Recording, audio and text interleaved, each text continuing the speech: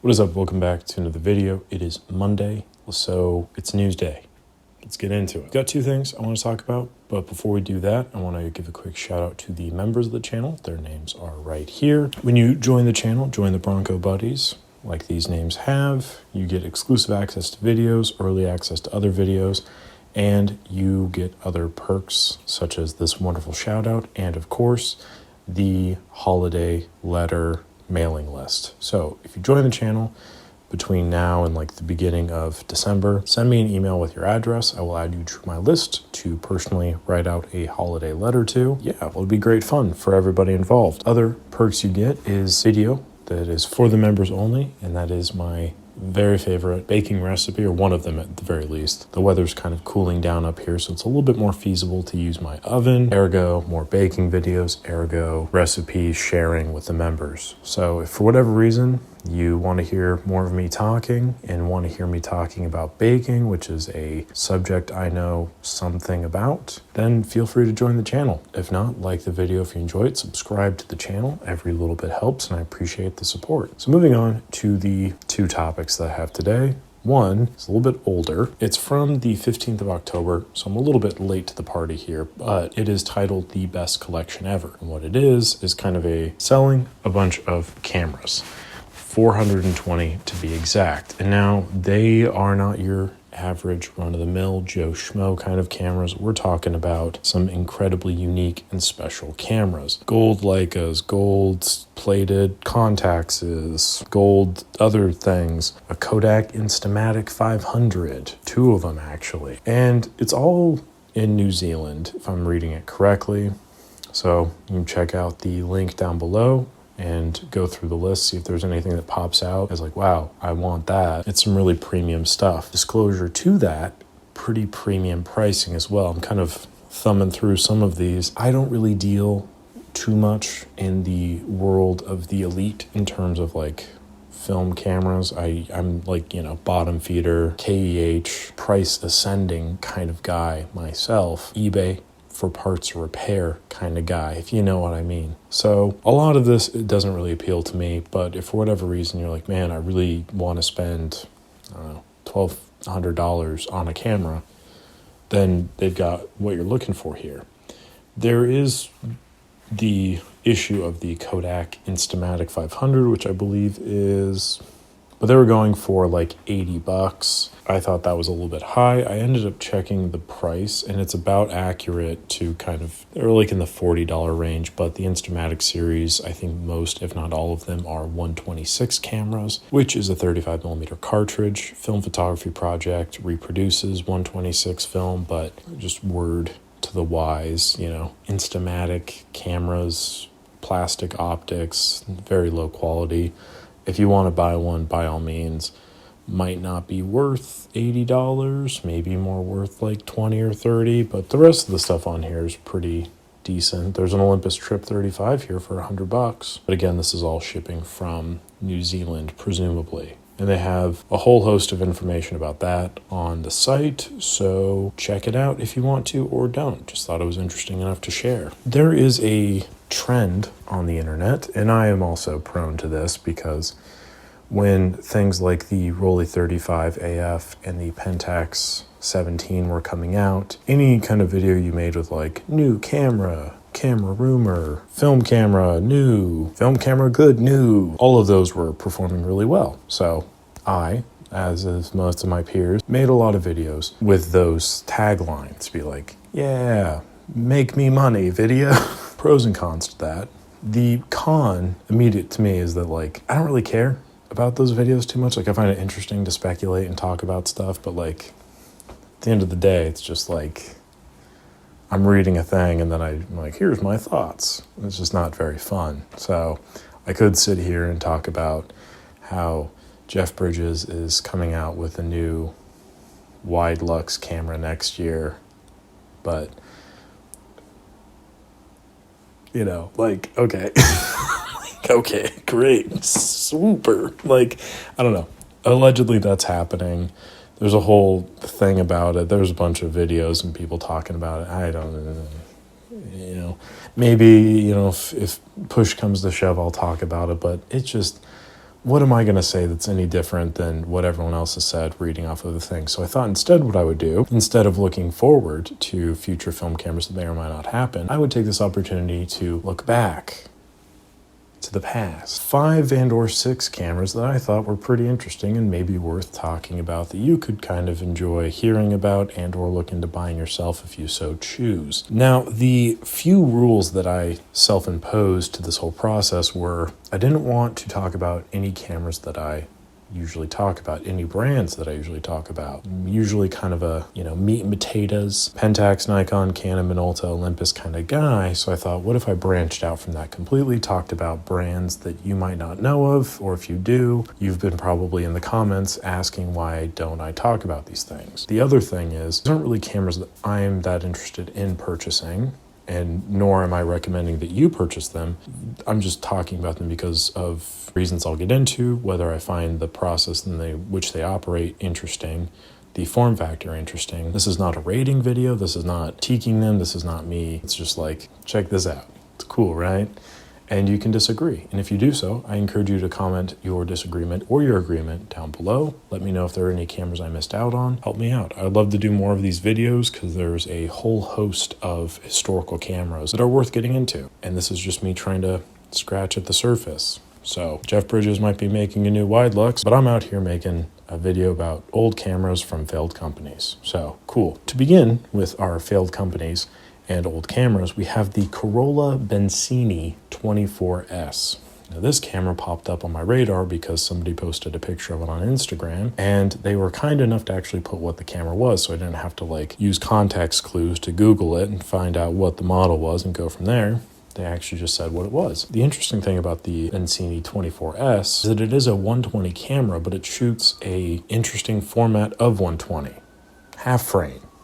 Not 645, half frame. So instead of the typical 12 or 16 shots you get on a roll of 120 from 645, you get 24. There are a few downsides to it. One, it's an aluminum body, shoddy looking construction, but it apparently works just fine. The optics are apparently fairly sharp. I looked at some images that were produced through it and it looks okay. Very limited in terms of its usability. Or 1/50th of a second exposure, bulb exposure, f9, f11. That's about it. That's what you get. So I think it's great for sunny days, travel photography. You're really going to stretch your roll as much as possible, which is great if you don't want to bring a bunch of 120 with you. It's a good budget-friendly camera, but you're going to be very limited in its usability. But it is an interesting camera. It was made in Italy in I think early 50s, 1953. And from what I can tell, they've aged fairly well. They're going online for $70 to $100. It's really hard to tell because there was a whole line of Koroll Bencinis that all kind of look the same, especially the earlier models. And some of them are 645, some of them are 6.6. I think there's even one that you can switch between 645 and 6.6. But I believe the 24S is the only half frame one. So if you're looking for one, the 24S looks pretty interesting. It's just a cool thing. And I didn't know that there was half frame medium format cameras. There's probably more that I'm missing out on, but what a unique thing. Speaking of unique formats of known film types, we have square format 35mm. I don't know all of the square format 35mm, but I do know one in particular, which I find very interesting, and that is the Robot Royal. And you might know this because it kind of came up in the Pentax 17 discussion, where I was talking about half frame, not really my favorite. I love square format, so the 24x24 makes sense for me. And the Robot Royal is kind of one of the most widely known iteration of that format because of its really unique design, really unique build quality, and also it's one of the few that does it. So Robot is a German film camera company, I should say, that started in the mid to late 30s. And the original designers and stuff, I believe, came from watchmakers, which kind of leads into the Robot Royal being very much a watchmaking kind of camera, meaning a lot of spring-loaded systems, including a fully mechanized system of the shutter operation being under spring tension and all of this stuff. It's a really interesting and unique design. You can produce 50 images on a 35mm roll of film, which is fantastic. Price of those cameras is incredibly high, and the inner mechanics of them are incredibly complex. I don't know the serviceability of them. I don't know the proliferation of the parts of them, but I do know that they look cool. It's an interesting thing. So you might not be able to get one, but it's a thing that exists, and that's pretty neat. The other thing that I feel like is interesting to disclose, film camera companies that were around in the, 20th century there was a little bit of a war, a couple actually. There was many wars that happened, unfortunately, in the 20th century. As it was a German company, they did kind of stop their camera production for a while to produce cameras exclusively for the Luftwaffe. So that's something to bear in mind, I guess. Not really, if you don't want to. I just found it to be kind of interesting. Whether you choose to act upon that or not, I just find it to be an interesting little tidbit of information to know. I think it adds greater context to history and to companies and stuff. But I feel like if you're a company in any of those countries, like all of the Japanese camera companies around during that time had to kind of consolidate and start producing things for that war effort.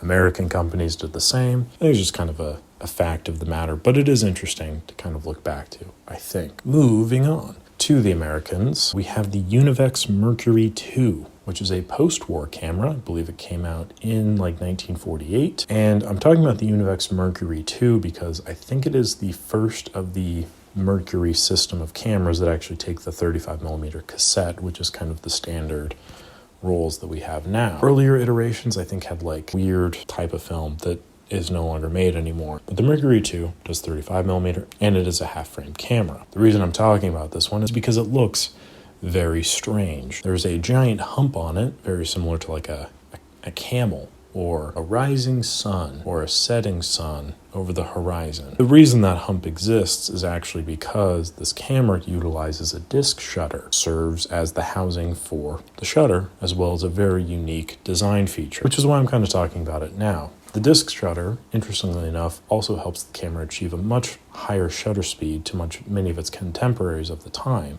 that being 1/1000th of a second. I think there was a Contax, like the Contax 2 or something, that had a higher shutter speed or something like that, but I could be wrong. I don't know. There's so many cameras out there. This one is interesting. Disc shutter is interesting.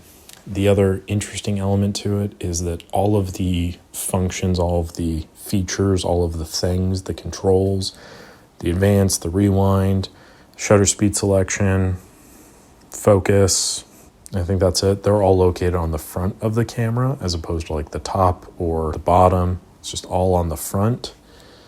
Kind of similar to an Argus, actually. Very similar to an Argus C3, except for the Argus C3 does have a wind system on the top. But anyway, doesn't matter. That means it looks cool visually. Will be great on a shelf. Ergonomics, using the camera, maybe not so good, maybe not the best. Also, it's kind of a cheaply produced camera, and it aged a little bit like milk. There's a lot of them out there that have seen way better days, so maybe you get it cleaned up, maybe it sits on a shelf, maybe you find a good model, try to shoot a roll of film through it, but I don't know if it's necessarily all that worth it. The repairability component of it, I don't know if that's really there because disc shutters can be kind of finicky, and I would not want to work on one, but who knows, maybe it's a great thing that we're all missing out on. This then brings us neatly to the next brand of cameras I'd like to talk about, that being Topcon.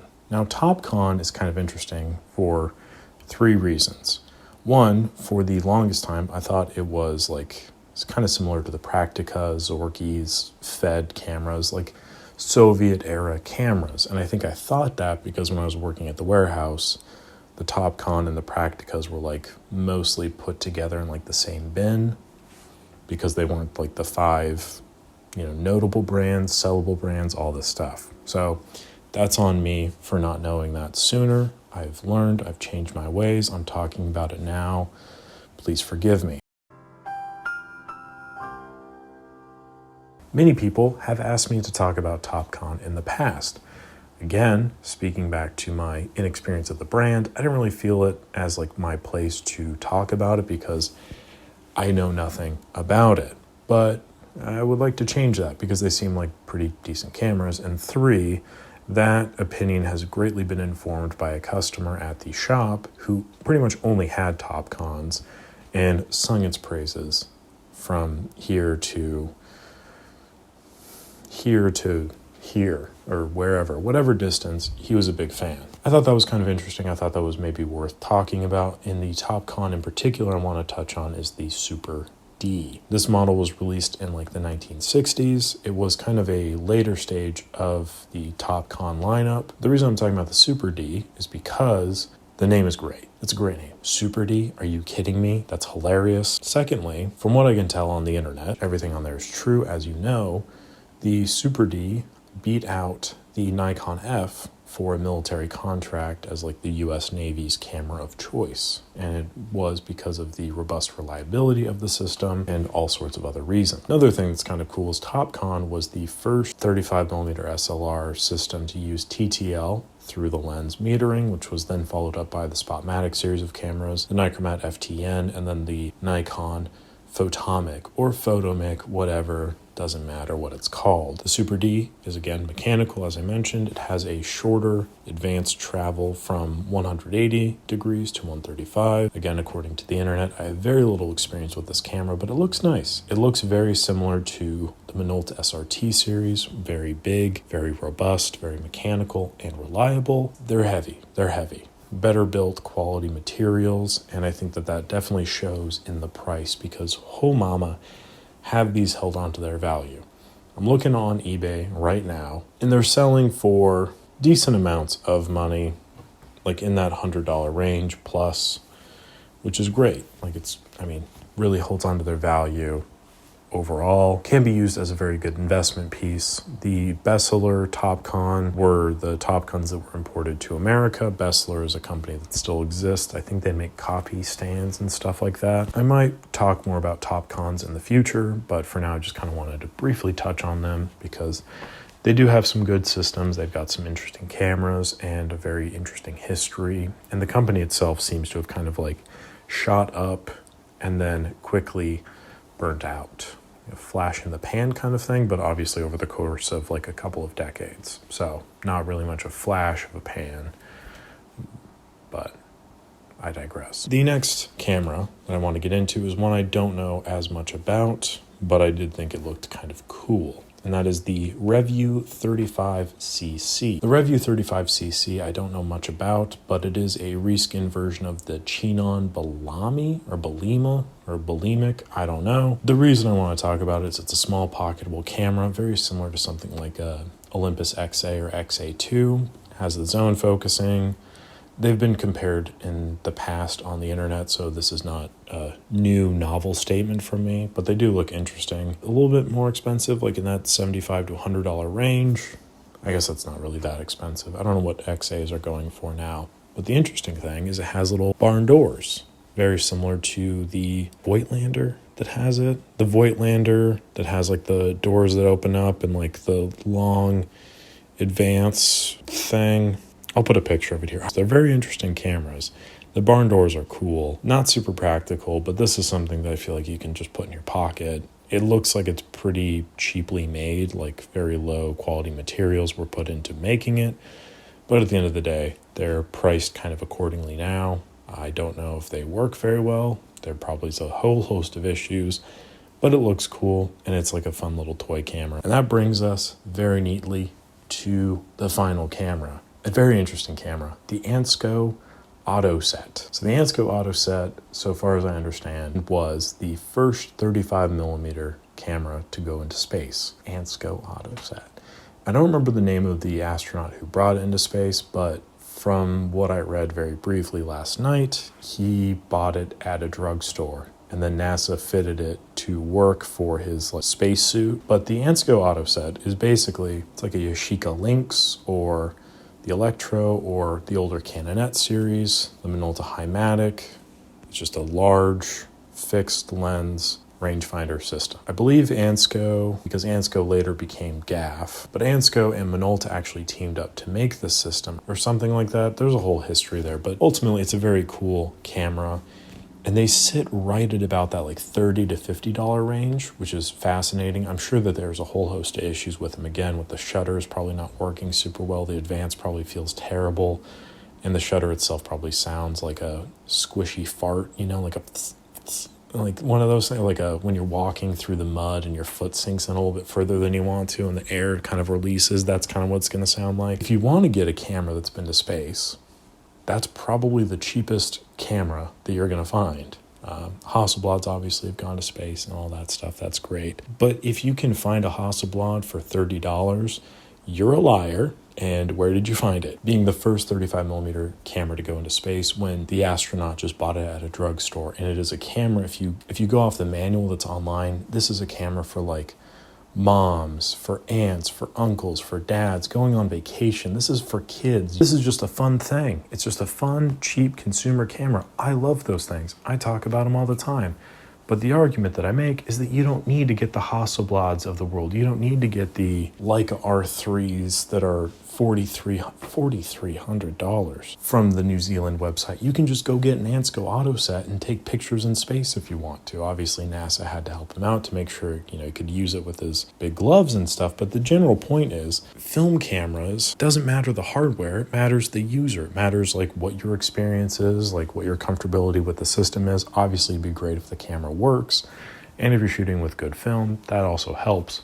But at the end of the day, you can shoot with an Ansco Autoset in space, just the same as you can shoot with a Hasselblad in space. But one of them is going to cost a lot less money. That's like just a little short list of cameras that I thought were interesting, worth talking about, that I otherwise wouldn't really ever talk about. So I hope you enjoy. If you had any other thoughts of cameras I should talk about, leave them in the comment section down below. If there was anything I missed, again, feel free to share that in the comment section down below. If you want to hear my thoughts on the Widelux system that's coming out, stay tuned. I might do that, so make sure to subscribe to the channel so you don't miss out on that video. Again, if you want to join the holiday letter list, feel free to join the channel, shoot me an email with your address, and I will put you down for one of those. Either way, I just appreciate you all watching. I hope you learned something. I hope you enjoyed it. And yeah, I'll catch you on the next one.